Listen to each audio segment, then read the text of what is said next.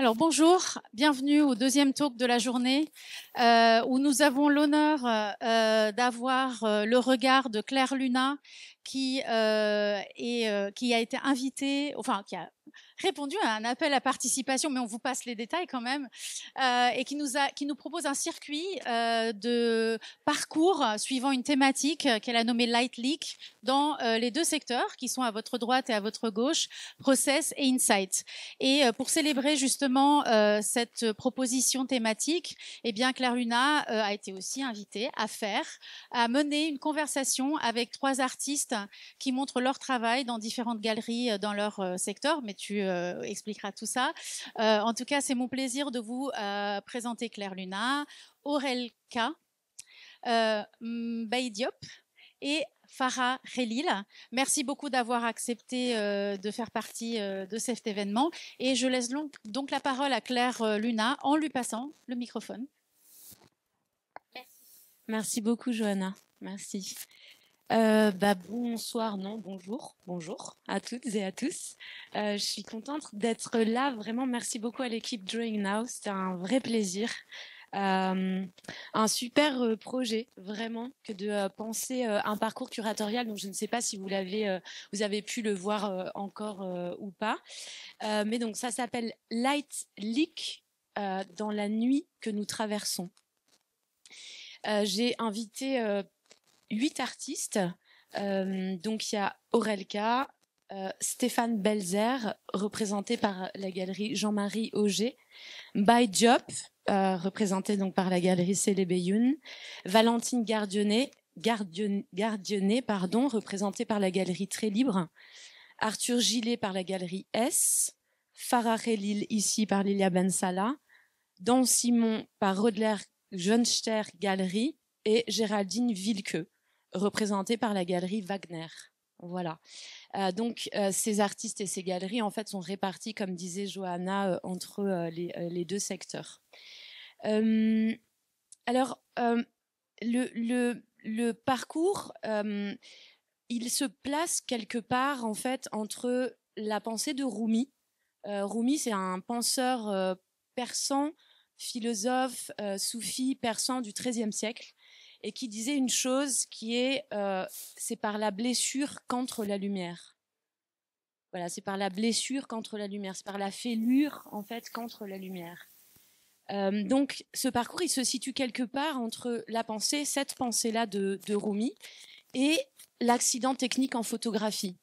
Parce qu'en fait, light leak, ça veut dire la fuite de lumière, et c'est quand dans notre boîtier photographique argentique de l'époque, il y avait des trous qu'on ne voyait pas, et en fait la lumière, on dit qu'elle fuitait, mais en fait elle entrait dans le boîtier et ça inondait la pellicule, et donc il y avait des effets très particuliers. Je ne sais pas si vous représentez ces effets-là un peu orange sur la photo ensuite.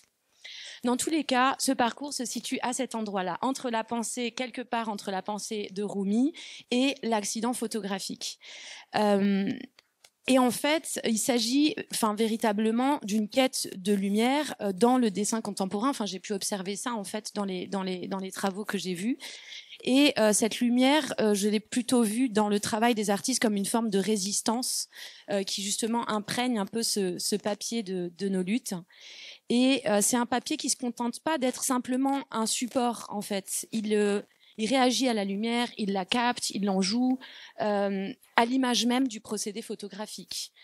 Donc voilà, elle est là aussi bien pour révéler que pour taire, comme la photographie.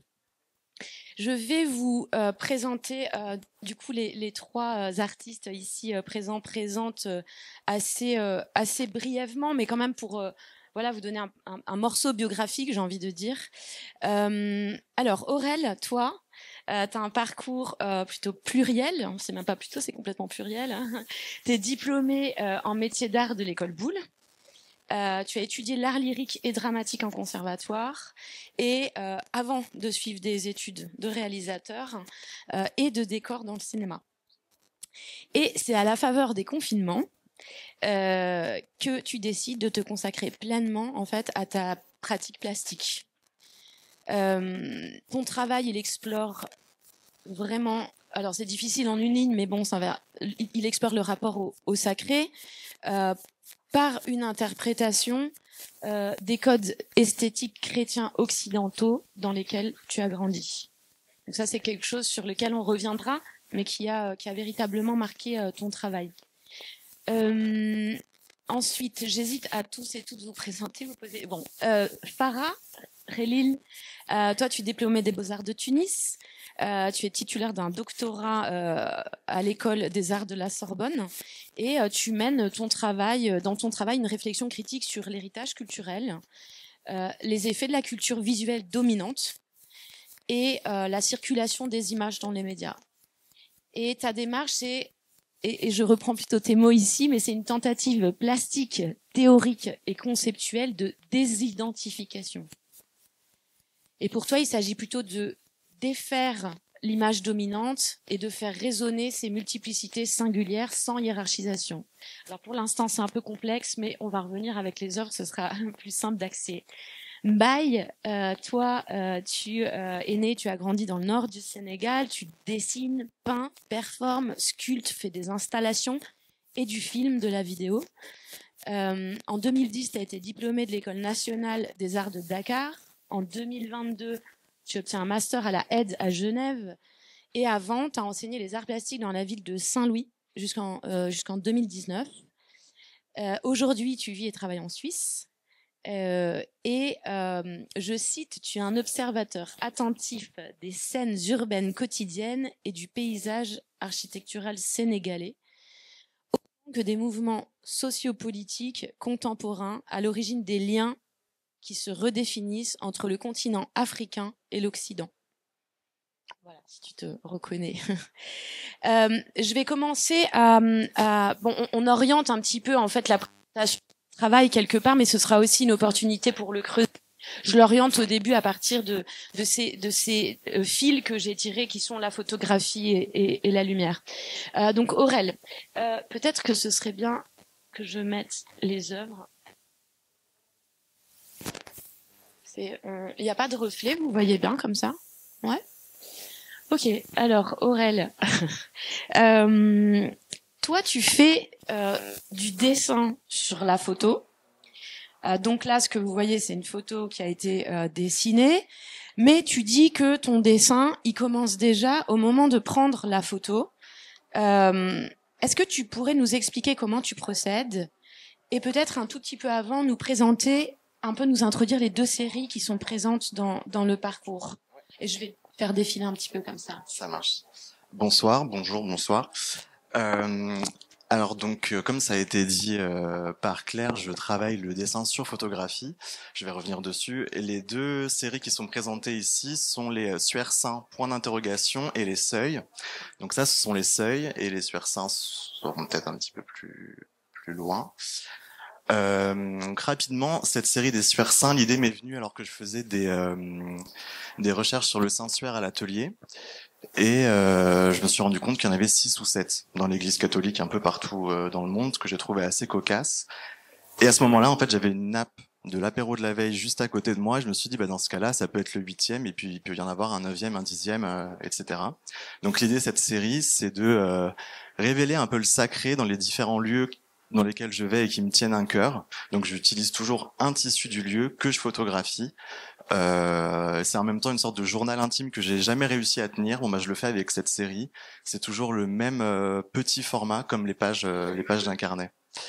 Et pour les Seuils, c'est une série que j'ai commencé il y a 2 mois, qui est beaucoup plus récente, donc à Venise. Et je me retrouve dans une église devant un très grand maître-autel où il y avait rien dessus sauf un tout petit cadre. Et en voyant ce cadre, j'ai tout de suite vu la pièce, en fait. J'ai tout de suite, d'ailleurs, c'est le tout premier que tu avais montré. Ouais, voilà, c'est celui-là. Donc, faut imaginer que l'hôtel est beaucoup plus grand et c'est un tout petit cadre. Je sais pas ce qu'il faisait là. Et j'ai tout de suite vu cette pièce. Et j'ai su qu'il fallait que je la fasse et qu'il y aurait toute une série qui allait suivre. Et voilà, c'est ce qui se passe aujourd'hui. C'est une série qui est beaucoup plus mystérieuse pour moi que l'autre, qui est très pensée. L'idée étant quand même de venir recouvrir juste le temps d'une pièce l'image du dogme qui était derrière pour que chacun puisse y trouver son mystère, avoir son interprétation. Mais bon, c'est pas une comment dire, c'est pas une critique frontale de ce qu'il y avait dans le cadre avant, c'est juste moi, le temps d'une pièce, j'ai envie que chacun puisse y mettre ce qu'il veut, en fait. Et il y avait une autre question, je crois. Oui, c'était sur le procédé. Si tu as envie de nous parler Ouais. de ce lien que tu as à la photographie dans ton rapport au dessin. Ouais. Alors en fait, moi je dis souvent que je suis pas photographe, alors que la première étape de mon travail c'est la photographie. Mais c'est vrai que le côté vraiment technique photographique m'intéresse pas plus que ça. Moi, c'est vraiment ce qui va m'intéresser, c'est le cadrage, la mise en scène. Et en fait, quand je prends une photo, ça va le son. Oui, non. Et si non, on m'entendrait pas parce comme que ça. ouais. C'est moi. Non, je l'ai éteint. Là, si je pense. Ouais, ouais. Est-ce que ça va mieux? Ah. Et puis moi, je m'entends moins. C'est bien. Je recommence pas depuis le début. Hein. Là, c'est OK. Non, il est nouveau. Vous m'entendez? Non, il a.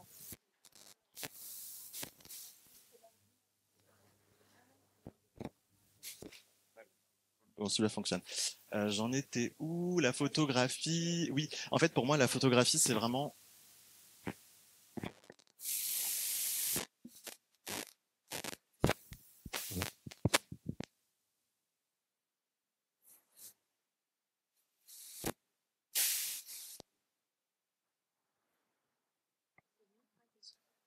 Ouais, je vais essayer.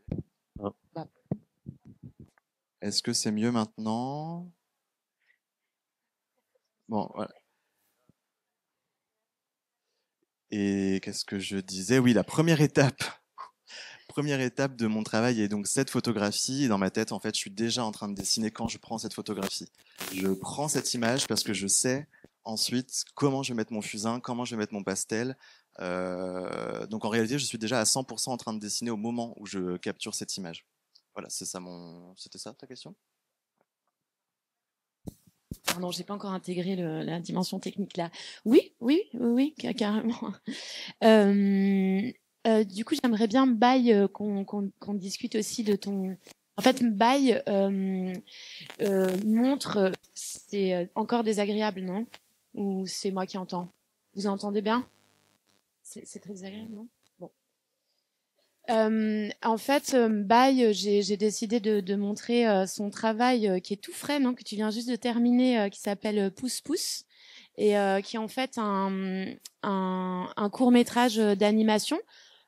Je préfère juste dire ça, vous le montrer, et puis ensuite on en discute. Et, du coup, c'est possible d'avoir le film, ouais. On se stabilise.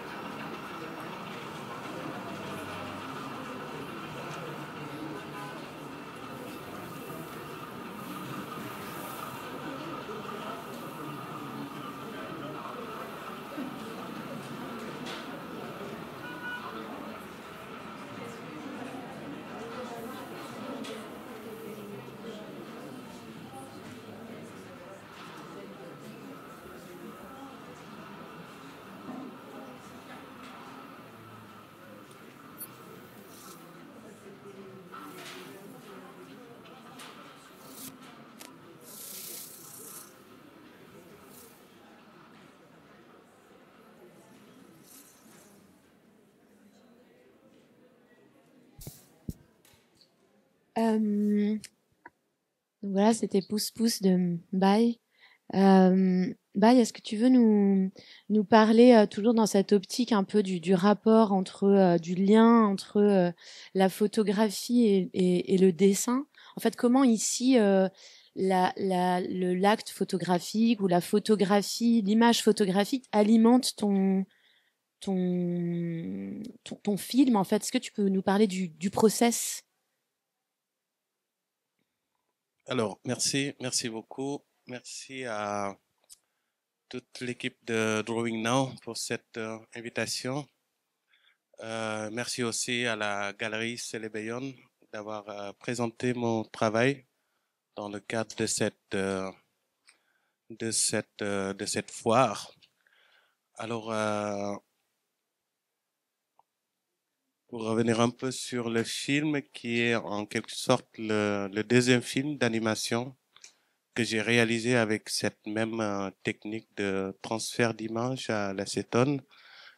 C'est vrai, c'est un processus quand même qui est assez long, mais j'aime bien à chaque fois quand le processus est long et que ça me prend énormément de temps d'arriver au résultat voulu, parce que peut-être on l'a pas vraiment mentionné pendant la présentation. J'ai fait aussi des études en cinéma. C'est vrai, je me suis fait virer avant la fin de la formation parce que j'arrivais pas trop à suivre, à faire du cinéma comme les autres. Je voulais vraiment avoir un autre style de montrer les choses, une autre méthode de travail. Alors c'est pourquoi, en fait, quand je commence mes films d'animation, je filme d'abord les scènes de façon normale avec une caméra. Je fais ce film-là, je fais un premier montage de ce film, je suis satisfait, mais un résultat qui sera jamais montré. C'est juste un travail préparatoire. Alors, à l'issue de ce travail préparatoire, je décompose ce film, image par image. Je les imprime, j'imprime toutes les images. Des milliers. Alors, c'est des milliers d'images. Ouais, c'est des milliers d'images. Mes imprimeurs ne sont jamais contents à chaque fois que je viens avec un projet de film, parce que ça fait quand même pas mal de dépenses de cartouches, mais je les imprime. J'imprime toutes les images. Et après maintenant, la suite, c'est de voir chaque image et d'essayer d'ajouter une touche personnelle par le transfert à l'acétone, qui est hyper toxique, mais je me protège quand même, je mets un masque. Je pense que mes poumons ne sont pas encore atteints. Et oui, donc ça c'est l'étape de transfert de l'image sur un autre support, sur du papier. Et j'interviens à chaque fois si je veux mettre l'accent sur un élément de la photo ou bien de l'image. Et pour finir maintenant, faire la captation de toutes ces images-là pour pouvoir faire le montage final. Donc c'est en quelque sorte le processus de travail de ces films d'animation, et j'aime bien parce que c'est vrai, j'ai appris à dessiner en dessinant Dakar, en dessinant l'architecture de Dakar quand j'étais à l'école des arts, et c'est quelque chose qui continue à me suivre, qui ne veut pas me lâcher. Et j'aime bien aussi ce côté organique de la ville de Dakar, comment ça bouge. Et ça, je l'ai senti beaucoup quand je suis arrivé en Suisse, où c'était hyper carré, très, je sais pas comment le dire encore, très organisé, où chaque chose est à sa place. Donc, en faisant ce rapport entre les deux villes, entre les deux pays, je me suis dit, ben, en fait, il y a de la ressource, il y a de la ressource, il y a quelque chose à faire sur ce côté un peu organique, un peu désordre, un peu chaotique de Dakar. Mais ce chaos, ce désordre-là, qu'on puisse aussi le sentir au niveau du film, on puisse le sentir au niveau de l'image, qu'on sente ce côté dynamique, organique des choses qui se créent, qui disparaissent, qui reviennent, etc. Donc, il fallait trouver une technique pour montrer ça. Et par coup de chance, je dirais, je suis tombé sur la technique du transfert d'image avec l'acétone. C'est vrai, au début, c'était un projet quand même assez fou parce que je voulais faire de la sérigraphier toutes les planches. Alors, je me dis, ben, OK, s'il faut faire de la sérigraphie avec 5000 images, alors le film va durer 5 ans pour le montrer. Et heureusement que par coup de chance, j'ai trouvé cette technique de transfert avec l'acétone. Et je me réjouis de découvrir une technique beaucoup plus bio, pas trop chimique quand même. Et c'est une technique, mais c'est aussi une histoire pour traverser Dakar. Enfin, tu suis enfin, j'ai envie de dire un personnage ou une personne qui est un vendeur de café. Enfin, bien. Mais je sais pas, ça coupe, ça me perturbe beaucoup. Vous entendez bien ou non? Ouais. On reviendra peut-être là-dessus tout à l'heure, mais enfin, voilà, j'arrive pas. Farah, du coup, toi, tu montres 2 séries. Ah oui. Alors, est-ce que c'est possible d'enlever le film et de mettre, de me redonner la main, s'il vous plaît. Merci.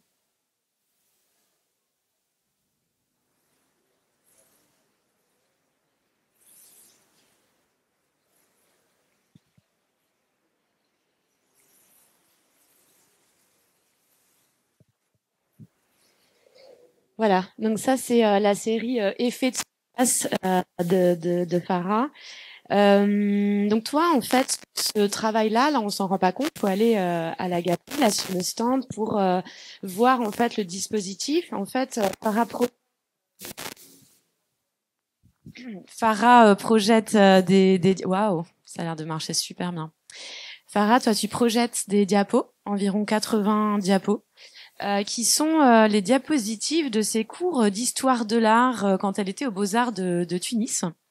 Et contre toute attente, il n'y a que une histoire de l'art occidentale blanche, donc pour une formation d'artiste à Tunis. Et ce que tu décides de faire avec cette iconographie, cette histoire de l'art, c'est de percer en fait, de trouer l'image de la diapositive pour en fait laisser jaillir en fait cette lumière. Mais je te laisse, enfin, expliquer techniquement, voilà comment, mais surtout qu'est-ce que tu dessines avec ces trous de lumière et quelle rencontre s'opère à cet endroit-là, quoi. Alors bonjour. D'abord, merci Claire pour cette invitation. Je suis ravie aussi de faire connaissance avec les artistes et merci aussi à Darwin Now de cette présence ici et à ma galeriste Lilia Bensala et toute l'équipe de la galerie. Effectivement, comme tu dis Claire, là c'est une série de 80 diapositives. Ce sont des films diapositives originaux, tout simplement que j'ai essayé de chiner, de trouver depuis quelques années, à partir effectivement de ces diapositives qu'on utilisait aux écoles d'art et peut-être à l'université, en tout cas pour enseigner l'histoire de l'art, avant l'ère du numérique évidemment, et on utilise un carrousel, ce fameux projecteur de diapositives qui va projeter avec la lumière les films positifs. Donc la technique, pour faire rapidement, il s'agit de découper au laser, donc via une machine laser qui est gigantesque, que j'ai appris à utiliser. Je me suis formée dans une Fab Lab avec des architectes, etc., qui m'ont formé pour utiliser un logiciel de découpe laser, souvent pour découper le bois, le carton, pour faire des enseignes. Ici, ils étaient vraiment impressionnés, en même temps ils avaient peur. J'arrive avec mes diapositives qui font quelques millimètres. Et le danger, c'était que la flamme, que c'est du feu, tout simplement de faisceaux laser brûlent complètement la pellicule.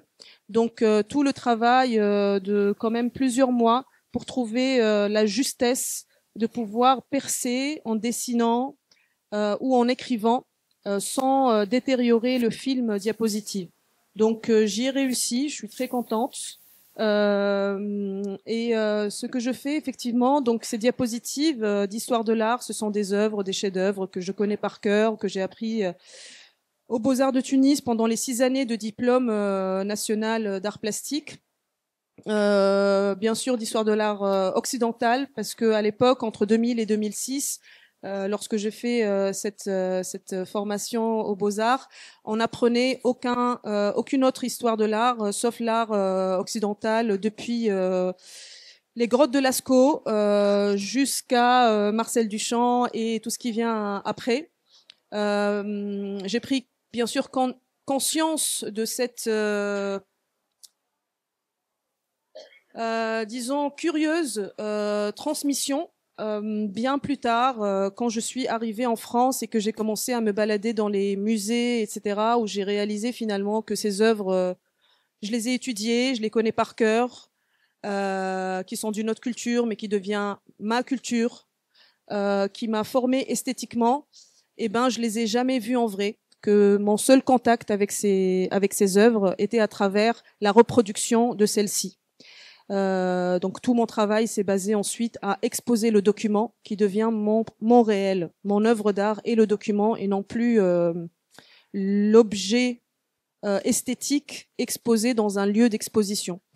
Alors, qu'est-ce que je dessine avec le laser sur les diapositives? Ce sont des faunes, des flores, des figures que je collecte dans un dictionnaire. Alors peut-être on reviendra tout à l'heure, un dictionnaire de famille, un dictionnaire d'arabe.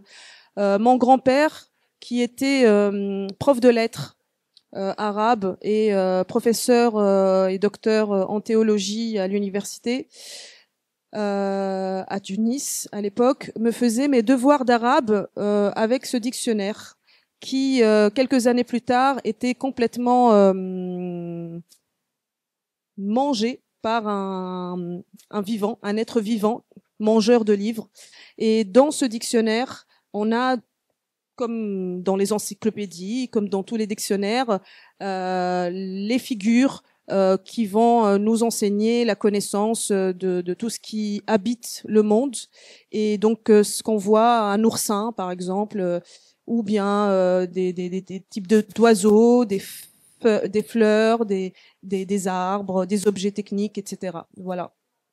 Donc il y a une forme de superposition qui se crée entre ces dessins, ces illustrations qui sont des gravures, hein, évidemment, qui sont d'une ère plutôt de l'imprimerie, aussi de l'encyclopédisme, qui a servi à la circulation de la connaissance par les Lumières à une époque où c'était la technique, qui est l'imprimerie et ensuite les livres, pour arriver ensuite à une autre invention qui a fait une circulation encore plus vaste dans le monde, celle de la photographie. Et la photographie qui va, grâce à cette technique, faire voyager les reproductions de la connaissance et du savoir. Ici, c'est l'histoire de l'art, et puis sinon, c'est d'autres savoirs aussi. Voilà. Merci Farah. J'aimerais revenir. Attends, est-ce que je suis au bon endroit? Non. Pardon pour ça. Oui, j'aimerais revenir, Aurel, sur ton travail de recouvrement, peut-être. En tout cas, toujours sur cette idée de lumière, c'est-à-dire que finalement, dans ton travail ici, comment t'approches la lumière? En fait, j'ai l'impression que toi, tu couvres de noir. Donc, comment, à cet endroit-là, dans ce processus, la lumière apparaît et qu'est-ce qu'elle raconte?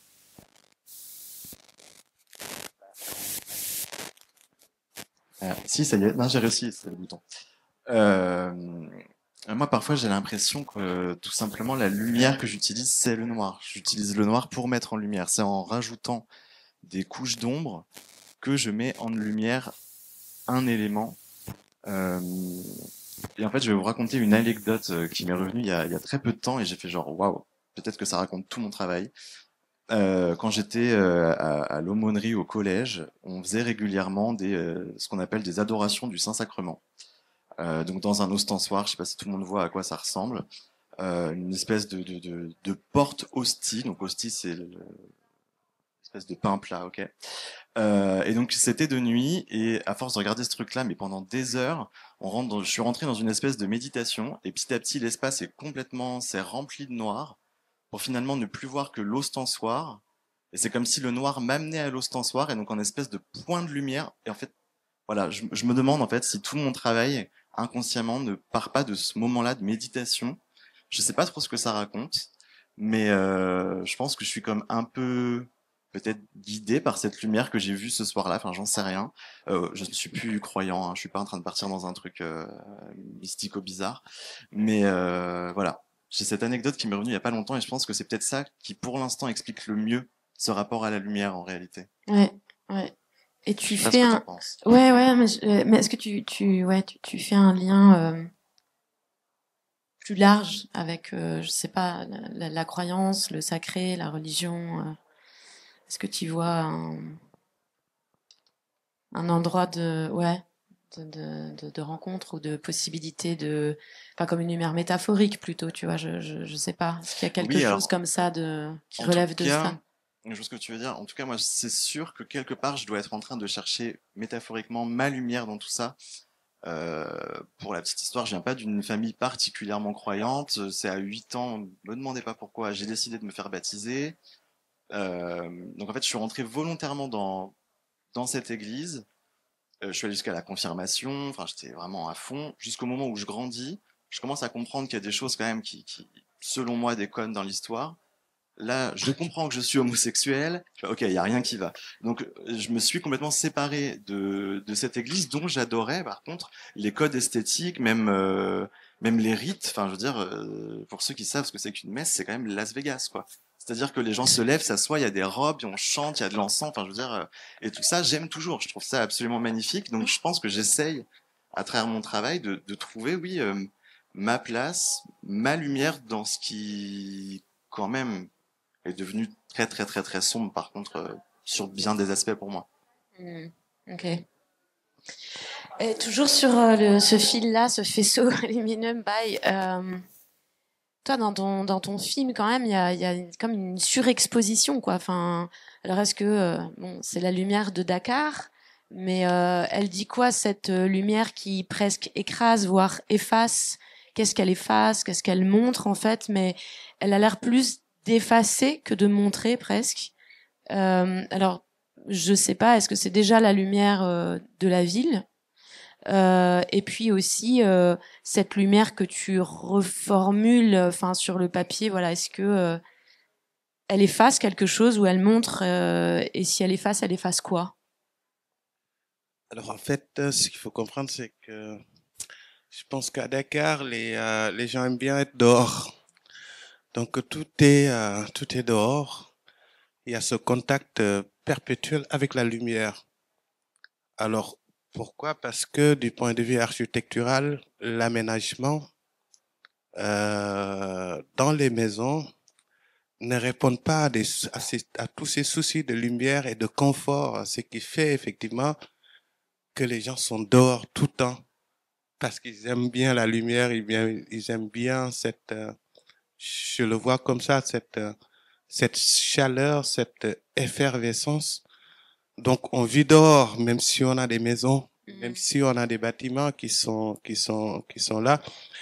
Et cette présence aussi de la lumière au niveau de Dakar, je dirais même, qui rythme la vie, qui donne Ouais, vraiment, qui 1000%. donne sens à la vie, parce que je dirais même, il suffit juste qu'il y ait une journée sans lumière, ben tu vois personne. Donc les gens vont à la recherche de cette lumière-là en étant dehors. Donc c'est pourquoi le support, ben, c'est vrai, on pouvait travailler sur des supports en couleurs assez différentes, mais ce support papier blanc qui Il l'oblige, quoi. Je sais pas s'il faut dire obligé, mais qui montre déjà cette présence de la lumière où tu ajoutes juste des éléments, je sais pas, des éléments nature morte, paysage, etc. Et la lumière, elle est déjà là, quoi. Il faut juste donner sens à cette lumière-là en essayant d'ajouter quelque chose. Et c'est quelque chose qui est ajouté, ben, en fait, c'est les personnages, c'est les bâtiments, c'est toute toute cette vie qui tourne Oui. autour de cette ville. Et les bâtiments, justement, comme ce personnage, enfin, c'est un peu bizarre de dire personnage, c'est une personne, quoi, mais bon, enfin, personnage, parce que c'est entre fiction et documentaire, finalement, mais cette personne-là qu'on suit, elle est traitée de la même manière, en fait, que les immeubles, que la rue. J'ai l'impression que son corps, euh, il est fondu ou dévoré, je sais pas, par le reste, ou c'est comme si il était traité, son corps, de la même manière que les corps des bâtiments, cette rue, et tout vibre comme ça, mais d'une manière, je sais pas, j'ai l'impression, mais peut-être c'est une projection, qu'il y a une forme de disparition pour ce personnage qui trouve pas sa place, quoi, et que le traitement donne ça, en fait, le traitement de l'image. Tout à fait. En fait, c'est une ville, comme je l'ai dit tout à l'heure, c'est une ville très organique. C'est une ville où chaque élément existe, disparaît, naît, renaît, etc. Et en fait, l'idée de départ, c'était vraiment de filmer que les bâtiments de Dakar, l'architecture de Dakar. Mais après, par la suite, je me suis dit, ben, en fait, ce serait bien d'avoir un sujet, et c'est ce sujet-là qui va me montrer ce que c'est que l'architecture de Dakar, comment est composée l'architecture de Dakar. Donc, en quelque sorte, c'est juste un prétexte, ce marchand ambulant, le corps de ce marchand ambulant-là qui fait aussi partie de la ville et qui peut-être même connaît beaucoup plus la ville que moi, et je le suis. Après, maintenant, la réflexion du point de vue cinématographique, ça remonte des anciens dans le cinéma comme Djibril Diop Mambéty qui a bien filmé Dakar avec Contrast City de Sembène Ousmane avec Borom Saret, et que dans Borom Saret il y avait des limites aussi, que ce personnage-là ne pouvait pas aller dans certains endroits de Dakar. Donc toute cette réflexion, ça vient de là. Essayer de filmer Dakar d'une autre manière que ces anciens. Ok, que je connais pas, du coup, mais ouais, ces références-là. Merci, Mbaye.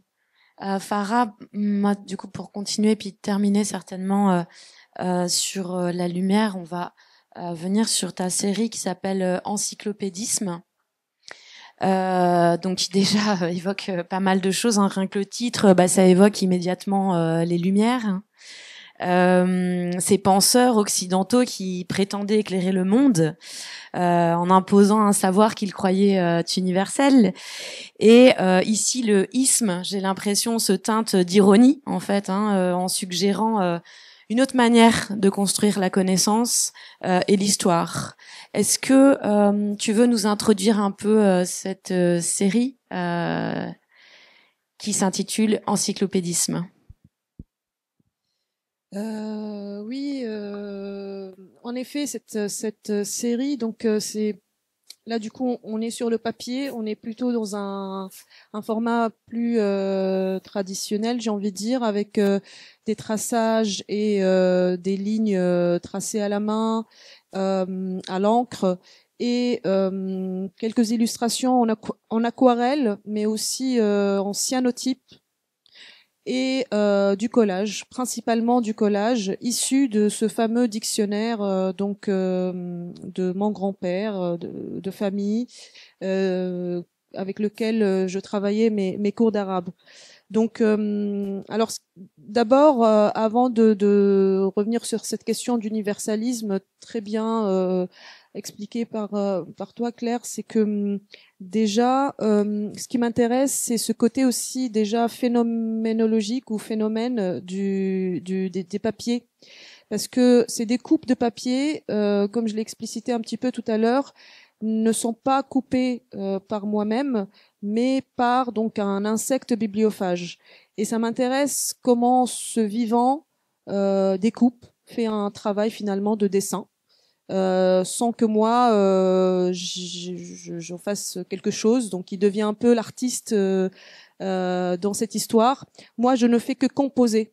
Je fais un travail de composition sur ce large papier blanc lumineux, donc pour créer des formes comme ça assez issues peut-être un peu de motifs de paysage, qui laisse un peu rêvasser, et puis je reprends toujours cette linéarité par contre très caractéristique des dictionnaires et des encyclopédies, cette table, ces 3-4 lignes horizontales et verticales qu'on retrouve toujours dans les dictionnaires.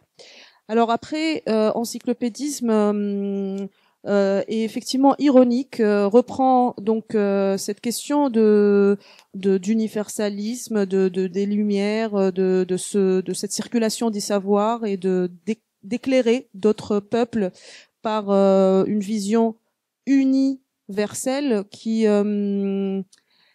malgré son nom, normalement est là pour, disons, nous regrouper tous et que tout le monde devient uni. Mais en fait, mes lectures philosophiques, et d'ailleurs c'est issu d'un philosophe français que j'aime énormément, je lis depuis des années, qui s'appelle Gilbert Simondon, qui a écrit Le mode d'existence des objets techniques. Il a utilisé cette question d'universalisme. Et universalisme, il y a ce mot uni. Uni, c'est unir, mais c'est aussi unique. C'est-à-dire, finalement, c'est une vision unique, dominante de qu'est-ce que c'est ce regroupement de la connaissance des objets, des faunes et des flores. Alors, j'espère que mon travail, il est là aussi, même dans cette forme de bribes, de dictionnaires et de connaissances finalement entrecoupées par le vivant, devient plutôt multiversaliste que universaliste. Et parce que moi, déjà issue d'une culture tunisienne, j'ai appris le français à l'âge de 6 ans. C'est ma langue paternelle, c'est ce que je dis. Ma langue maternelle est l'arabe et le tunisien. Et ma langue paternelle, donc peut-être patriarcale dans ce sens, est la langue française que j'aime énormément. Et c'est avec ça finalement que aujourd'hui je lis mon processus esthétique, individué et foncièrement occidental et surtout français. Je l'accepte, je l'intègre, mais je pense que dans ce regard, en tout cas pour revenir en tout cas à la lumière et aux lumières, je pense que dans l'aliénation de cette circulation de la connaissance universelle et universaliste des Lumières, moi, ça m'a éclairé sur ma propre personne pour peut-être aller dans une forme d'émancipation que j'estime être singulière et j'espère propre à chacun en fait. Donc peut-être c'est une quête un peu qui nous unit ici, c'est la quête de l'artiste en fait, c'est vraiment d'avoir un regard singulier et finalement émancipé des traditions et des dominations et des religions, etc. Enfin tout ce qui nous porte au début par la connaissance et la transmission et l'apprentissage, et que finalement on prend notre envol et à un certain moment on grandit, on s'émancipe et on devient nous, enfin, moi, voilà, nous. Merci Farah. Est-ce que vous voulez ajouter quelque chose, Baye, Aurel, par rapport à ça? Non. Ok. Bon, merci à vous, merci beaucoup à vous tous, vous toutes. Et puis pour retrouver leur travail, voilà, à droite et à gauche dans les galeries, c'est quand même beaucoup plus. Enfin voilà, c'est un comment dit-on, un privilège que de les avoir voilà ici même plutôt que sur l'écran. Mais là, c'était voilà, plus simple de vous montrer ça. Merci beaucoup pour votre écoute. Et enfin voilà, si vous avez envie d'en savoir plus, elles sont là. Et bonne fin de journée. Voilà, au revoir.